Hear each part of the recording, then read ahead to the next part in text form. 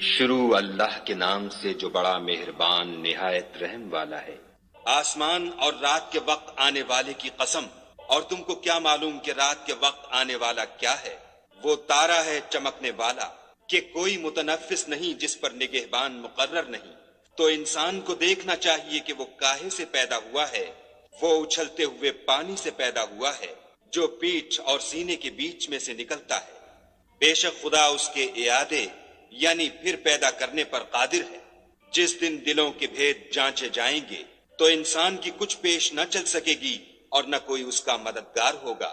آسمان کی قسم جو مہ برساتا ہے اور زمین کی قسم جو پھٹ جاتی ہے کہ یہ کلام حق کو باطل سے جدا کرنے والا ہے اور بیہودہ بات نہیں۔